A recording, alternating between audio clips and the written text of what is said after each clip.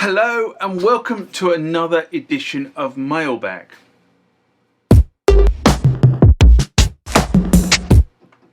What is Mailbag? Well, Mailbag is a feature of the channel where you guys leave lots of comments on the channel and I attempt to answer those comments, or if I can't answer those comments, I throw it out to you guys who have more knowledge on some of this stuff than I do. So let's get into the first mailbag of this session. Remember, like, comment, subscribe to the channel. Go over to Instagram and follow me there. Go over to Facebook, follow me there. That's where the normal notices are. And consider becoming a Patreon.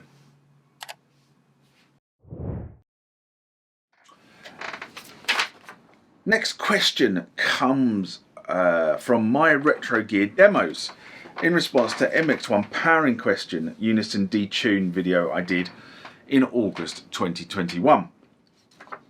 And they write, I don't know if you've seen this video, but it's a way of freeing up the digital channel for analog inputs on the Roland MX-1. Useful if you want to add another analog channel.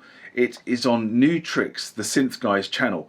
Might be useful for someone who hasn't seen this. And the I will put the video link below this. Now, I have seen this video. And I've seen a few articles about using the digital channel. Using an SP diff to analog converter. So effectively it's a digital channel and it needs to talk digital to the mixer, so you need some device that sits in front of the mixer to allow you to actually pump an analog signal into it, and then you convert it to digital and then the mixer understands what it is. And I did look at this a couple of years back, but to be honest I didn't pursue it any further. For start, you need to buy a device, so you need to buy an 8D converter for digital input, and if you want to use it as an output device, because you can change the way the channel that particular channel works, you need a converter that goes the other way. You can't get a converter that actually does it both ways, so you need two devices depending on which way you want it to work. So that was the first thing. The other thing was they all seem to be presenting phono style connectors, not line connectors. So that was another thing. I did look at this, and for me, it probably doesn't make much sense, but you know, to be honest, somebody else might be wanting to use or might have run out of mixer ports on the MX-1, which is a fairly common problem. So good shout out, link below, and somebody else may want to use that for their MX-1. And the next comment or question comes from Carlos M. In response to a video I did about the MX-1 USB port explained. And again, I can't remember when I did this. I've really failed miserably on this section of actually writing down when I did the videos. Anyway, Carlos writes, I'm relatively new to all of this. I'm coming from a DJ background and I'm trying to find something I can use to make beats. I currently have a Roland DJ 808, which has only drum sounds on it and no melodies, keys or other sounds to come to make a complete song. I was wondering, will my DJ controller connect and work with this MX-1 thingy? I'm also having a hard time understanding what exactly is the MX-1 for. Well, join the club. Because I was thinking on buying a TR8 S, but then I stumbled upon the MX-1 controller, and from my understanding the MX-1 is pretty much used to connect multiple controllers together and to be able to have hardware that allows for you to adjust the volume filters. The MX-1 doesn't have any sounds on it ready for use. Am I right? Can I make beats with the MX-1? This is a I always find questions on the MX-1 really interesting, because even though the MX-1 has been in the market for quite a few years now, there is still considerable confusion about what the MX-1 actually is. And the only way I can put it is the MX-1 was developed as a hybrid mixer for the Roland Aria series.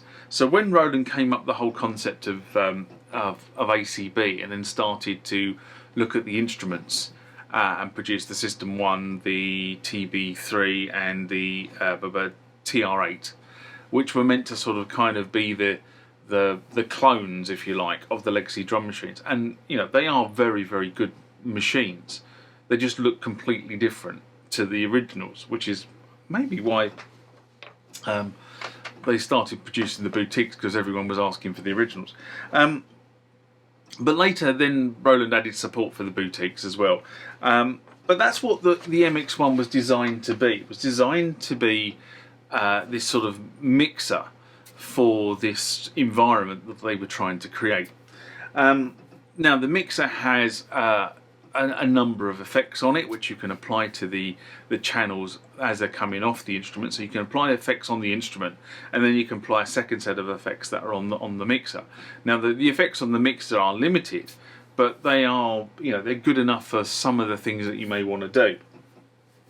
But in essence, the MX-1 is a mixer. All right, it doesn't have any sound banks on it. It can't make any beats. Right, you need other things to do that. And then your MX-1 comes together and says it's the mixer of how you plug this stuff together. Now, one of the selling features was the fact that you can plug the ARIA gear and the boutique gear into the MX-1 using the USB ports. So effectively you can run everything digital from your device into the MX-1, and then you use the DTA converters on the MX-1, or you can then flow that through to your computer fully digitally, so you don't actually have to do any D to A converting until you get further down the chain. But it still is a mixer. I know it can do surface functions for a DAW. I've said a number of times on the channel, I just could not get on with that. I gave up and just went back to using it as a mixer. And when you use the MX-1 as a mixer, actually it's not a bad device. But I think it was missold. You know, I do think that the way that Roland pitched the MX-1, what the MX-1 really is, were misrepresented. And I just think that's unfortunate, but that's the reality of what's happened. But if you're going to go for something and you want to make beats and grooves, okay, I probably wouldn't buy an MX-1 for starters. You know, what I probably would do is go for an Acca MPC, a groove box, or maybe the S2400 for Isla Instruments, or something along that realm, because you will get far further, far quicker with one of those than trying to cobble together a scenario using an MX-1. And the TR-8S is not a bad device, by the way, but it's not pitched into the same market space, although it is kind of blurred where the TR-8 ends and something like an MPC starts. But I would say that's kind of what I would be doing here. And then probably maybe, I mean, I use the System 1 as a bass keyboard. I think it's very good at that, sort of chunking it down a few octaves and using it for generating bass notes.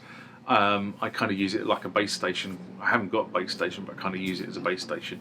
And maybe, you know, if you're looking to create beats, then get yourself a dedicated sort of bass synthesizer that can give you that sort of grungy, bassy type sound, and then use the other devices for effectively sort of beating and looping and stuff like that.